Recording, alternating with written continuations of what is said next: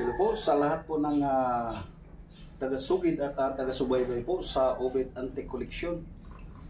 Mga idol, kumusta po kayo? Lalo po yung mga hindi pa po nakasubscribe.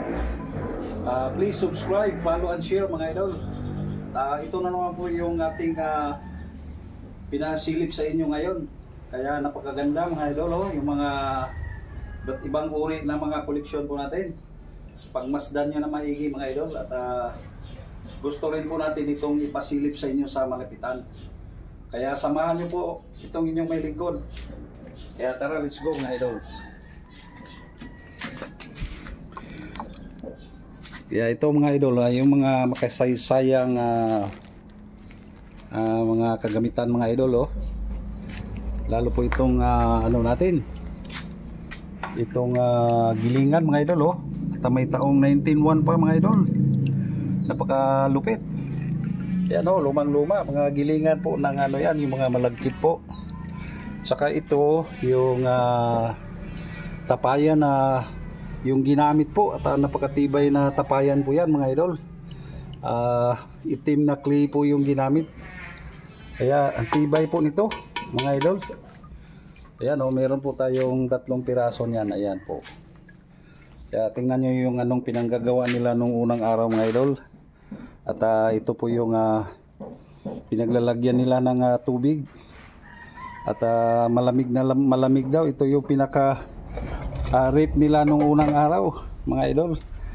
Dito po yung nilalagay nila na ano, yung tawag po dito ay sartin mga idol. Ayan, oh, pati pinggan. O kung gaano po ito katibay mga idol, ito yung mga ganito mga idol, oh, water jug ang tawag nito mga idol, or wine jug. Ayan, oh, kapanahonan pa po ng mga Kastila yan. Ang ganda mga idol, oh, napakatibay at ang bigat nito. Pero hanggang ngayon mga idol, at nagsurvive po sila sa sobrang luma na dito mga idol, at na-i-preserve pa ng maayos sa nagmamayari po nito. Yan, oh, napakaganda, oh. Lalo po yung gilingan na yan, oh. Wow. Kaya dumako tayo rito mga idol sa ibang koleksyon po natin. Yung mga katulad nitong tapayan na ito mga idol, nagsipaglabasan po ito sa taong 1980s. Hindi gaano matibay ito yung mga ganitong gawa mga idol. Kumpara natin sa mga black ang clay yung ginamit mga idol, oh. Ito talaga ang pinakamatibay mga idol. Oh, meron yan, oh. Laking tuwa naman po ng inyong may lingkod na kahit papaano po at nagkaroon tayo ng mga ganyang uri ng mga koleksyon. Kaya dito tayo dumako mga idol. Ayan po. Sino yung mga nakaalala nito, oh? Napakaganda, oh. Pati yung lagayan ng baso mga idol, buhay na buhay pa. Sa kahoy na mulabi po ito. Doon po natin ito nahuli sa giniba na lumang bahay mga idol. Ayan, oh. Yung mga baso mga idol, oh, buhay na buhay pa, oh. Hanggang alaala na lang mga idol. Oh. Pati yung ipinatong ba naman natin dito sa lumang tawagin dito sa amin ito lusong. Oh, sa Maynila ito bayuhan mga idol.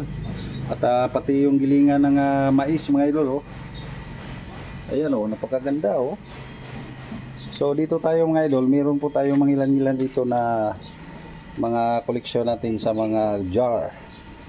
Ito mga idol, oh, katulad nito, napakaganda, oh. Sino kaya mga nakaalala nito? O mga gamit po ito ng mga kapanahonan pa talaga ng mga ninuno natin, no? Ayan, oh, meron tayong 4 na piraso mga idol, at mayroong malaki, oh, mga idol, oh. Ayan, oh, may marka pa, oh. Ball Special Wide Mouth. Wow.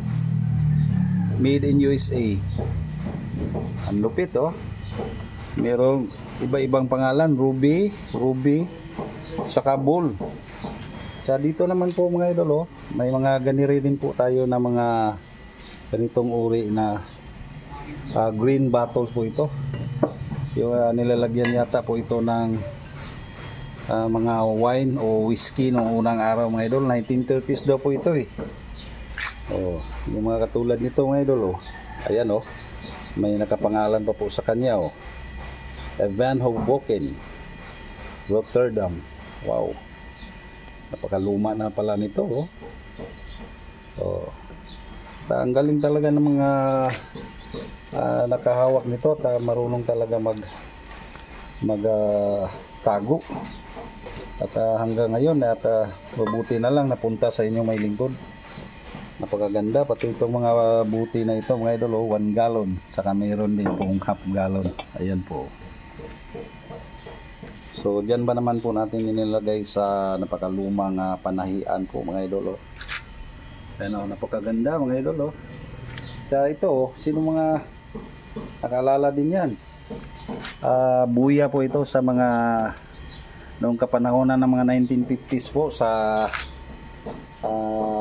mga gamit po ito ng mga Chino. Ayan, oh.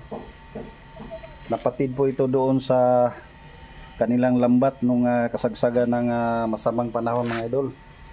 Kaya napunta ito sa ating baybayin. O ganyan yung mga nangyari niyan at nahuli naman po ng mga mangingisda natin. Ayan, kaya napunta naman din po sa inyo may lingkod at ginawa na rin po natin yung mga koleksyon. Kasi lahat ng mga yan ng mga idol, oh, yan po yung mga makasaysayan ng mga lumang gamit po. Napakagandang pagmastad mga idol, oh. Ayan, oh. Oh. Ito po talaga yung kahiligan ng inyong may lingkod na lagi po talaga tayong nag-iipon ng mga kahit anong lumang bagay po mga idol, lalo po yung may mga kasaysayan mga idol. Saka minamahal po natin yan. At ang ating pakay po nito ay sinisino po natin yung mga gamit na ito gawa ng meron po tayong sorpresahin ito, yung mga katulad ng mga bagong henerasyon. Baka hindi na nila ito nasilayan hanggang ngayon. Mas maigi na yung meron tayong mga nailaan para sa kanila. So lahat ng mga followers, viewers, at tayo ay magpapaalam na po.